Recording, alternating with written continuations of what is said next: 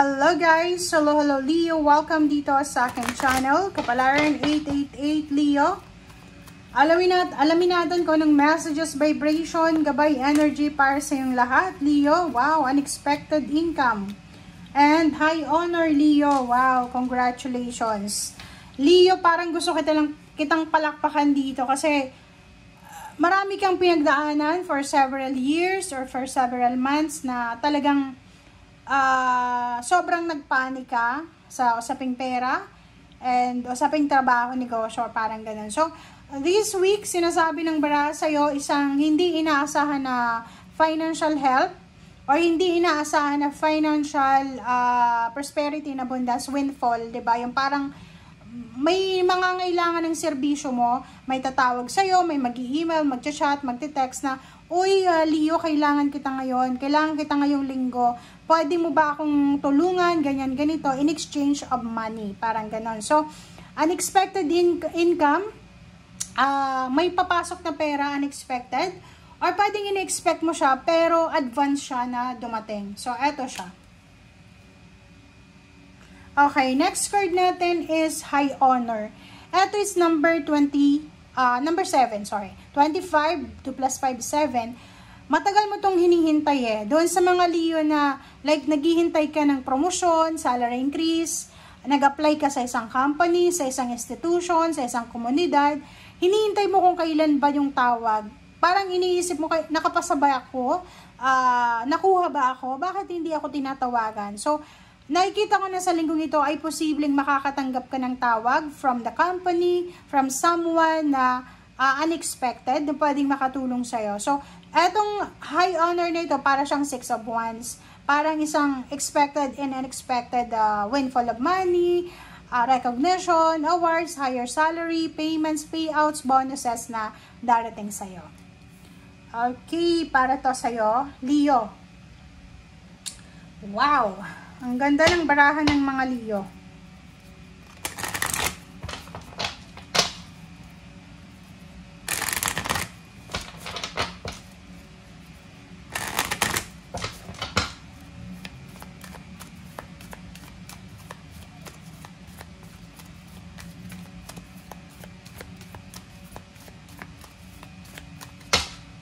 Okay, next card is confrontation, Leo.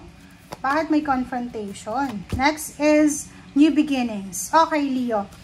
Paki-comment sa comment section, Leo, kasi nakikita ko sir dito na this week from March 17 hanggang 23, may mga pagkakataon sa buhay mo na i-confront ka. Pwedeng isang tao na masyadong mataas yung tingin sa sarili niya, pwedeng i-confront ka. Yung parang inggitero to.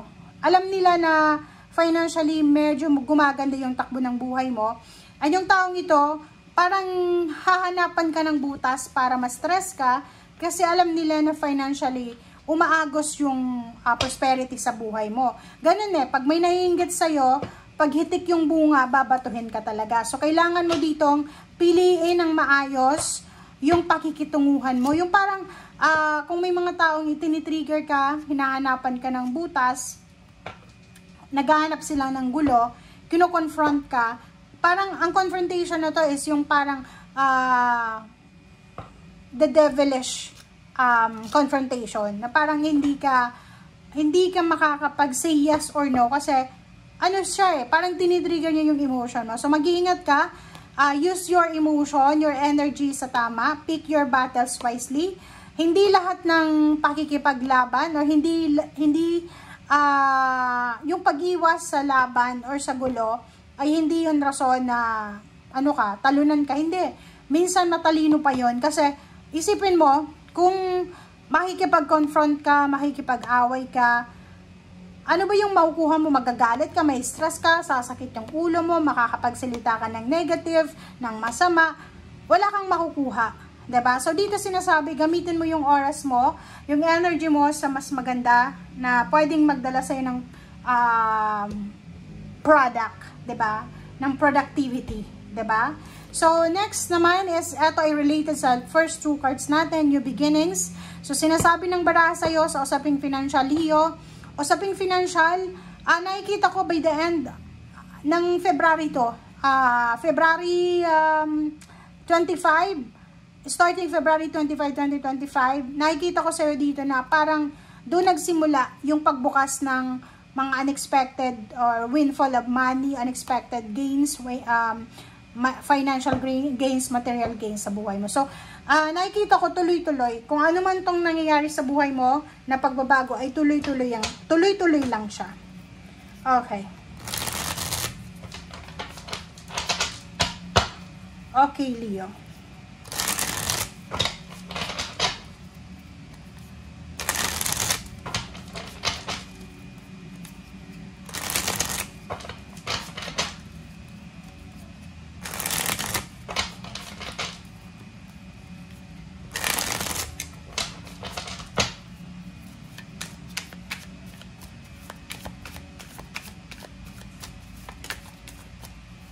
Okay, Leo.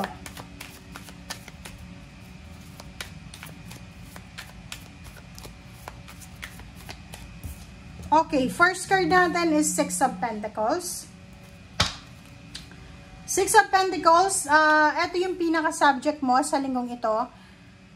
Sa usaping pera, sobrang balance yung pera mo. So, kung may kailangan ka ng tulong, may mga tao na willing kang tulungan, may mga lalapitan kang mga tao na matutulungan ka.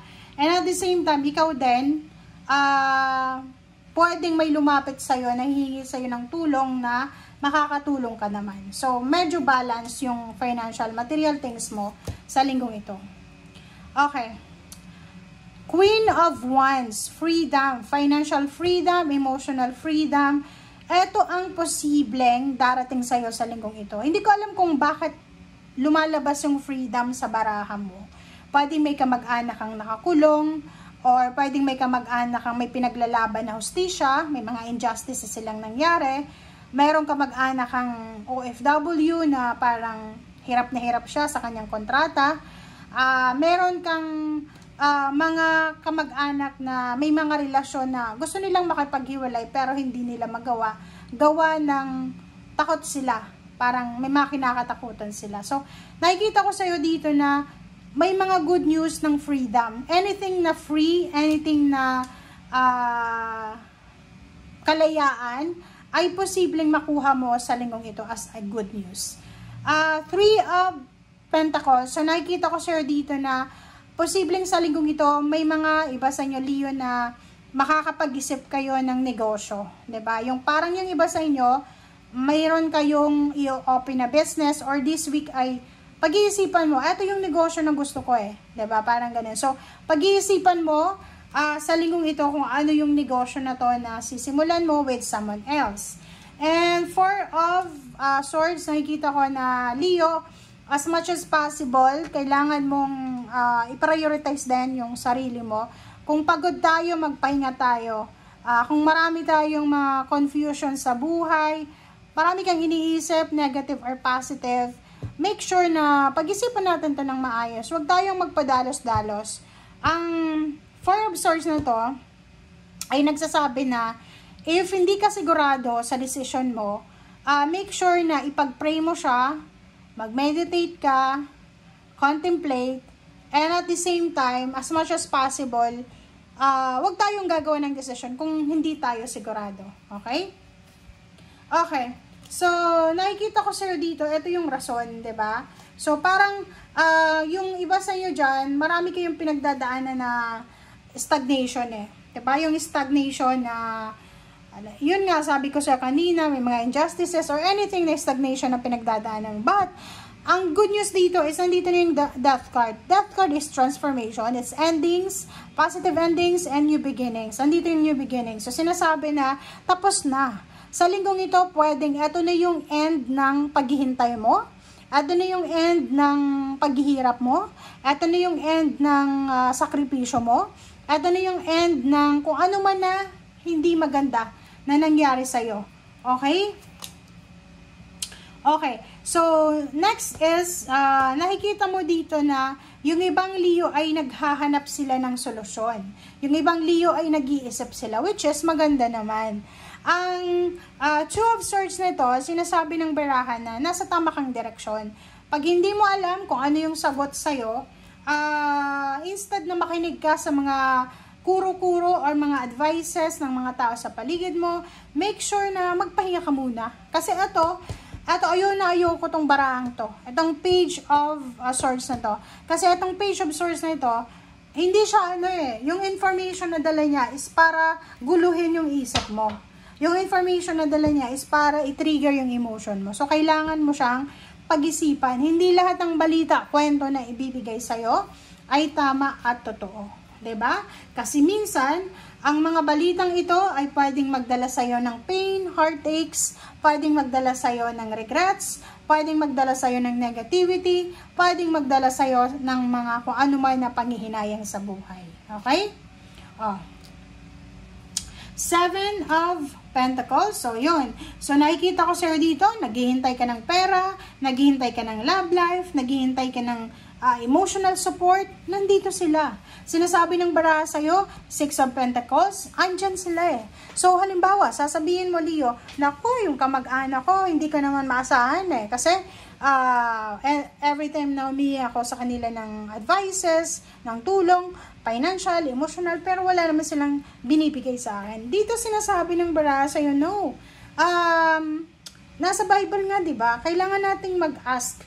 Hindi naman yung kamag-anak mo siguro, okay, sabihin natin, may mga kamag-anak na talagang dededmahin ka, pero sinasabi dyan sa'yo ng barahan na lahat ng mga pinagdadaan natin, lahat ng butas may solusyon. Lahat ng paghihirap may solusyon. Lahat ng nangyayari may katapusan.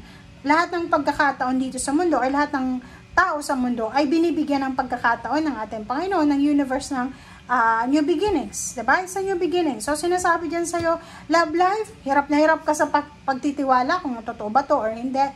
Yun, sinasabi na may pagkakataon para makapagsimula ka ulit magmahal. Sa pera, ganun din. Ang tagal mong maghintay, lipat ka sa iba. Diba? So, dito sinasabi na lahat ng mga gusto mo ay posibleng mapapasayo. Diba? Financial problems? No. No worries. Kasi nakikita mo dito na sinasabi na everyday is a blessing. Pwede kang makapagsimula.